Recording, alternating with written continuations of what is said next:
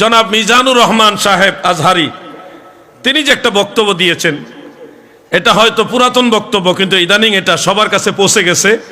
আল্লাহর রসুলকে উনি কাউবয় বা গরুর রাখাল বলেছেন। আম্মাজান খাদিজাতুল কুবরা রাদিয়াল্লাহু আনহার কর্মচারী এই শব্দটা নবীর ব্যাপারে ব্যবহার করেছেন। এরপরে বলেছেন নবীজি রাখাল ছিলেন, ডাইরেক্ট রাখাল এই শব্দটা ব্যবহার করেছেন। তো এই যে শব্দ চয়নগুলো, এগুলি আমরা কখনোই এই ধরনের স্কলার যারা তাদের কাছ থেকে আশা করি না। আল্লাহ রসুল সাল্লাল্লাহু আলাইহি ওয়াসাল্লামের ব্যাপারে আরো উত্তম, আরো সুন্দর, আরো গ্রহণযোগ্য, আরো ভালো ভালো শব্দ আছে যেগুলি চয়ন করা যায়। মিজান সাহেব সহ যত আলেম আছে সবার কাছে আমরা চাই সবাই যেন আমার নবীজির ব্যাপারে সুন্দর সুন্দর শব্দ চয়ন করে শানে রিসালত ফুটিয়ে তোলেন। কথা বলেন, চাই কিনা? এটা ওনার প্রতি বিদ্বেষের জন্য না। এখানে অনেক মানুষ আছে ওনাকে ভালোবাসেন, সাপোর্ট করেন, করতেই পারেন, যার যার ব্যক্তিগত স্বাধীনতা।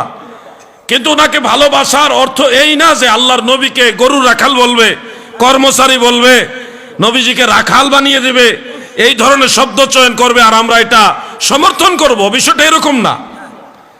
উনি যখন আমার নবীকে সম্মান করবেন, নবীর কারণে ওনাকে ভালোবাসবো, এই হবে আমাদের অবস্থান। অনেক ভাইরা জিজ্ঞাসা করে যে উনি যে রসুল করিম সাল্লাল্লাহু আলাইহি ওয়াসাল্লাম সম্পর্কে এই শব্দ চয়নগুলি করেছেন, এতে কি উনি ইমানদার আছে নাকি কাফের হয়ে গেছে? অনেক ভাইয়েরা অনেক ধরনের কথা বলেন। আমি মূলনীতি সামনে নিয়ে কথা বলছি, শুনুন।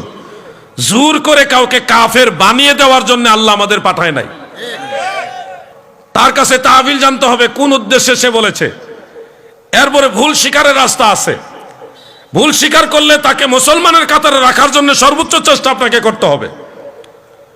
যদি উনি রাসূল করিম সাল্লাল্লাহু আলাইহি ওয়াসাল্লামকে অসম্মানী করতে গিয়ে অথবা নবীজি সম্মানকে ছোট করার উদ্দেশ্যে এই কাউবয় শব্দটা বা গরু রাখাল, নবীজিকে কর্মচারী বলা বা রাখাল এই শব্দগুলি চয়ন করা যদি নবীজি সম্মানকে হানি করার উদ্দেশ্যে বলে থাকে, তাহলে নিঃসন্দেহে ওনার ঈমান চলে গেছে, ওনার তওবা করা লাজিম। আমার নবীজিকে এই ধরনের শব্দ ব্যবহার করা আল্লাহ নিষেধ করেছে।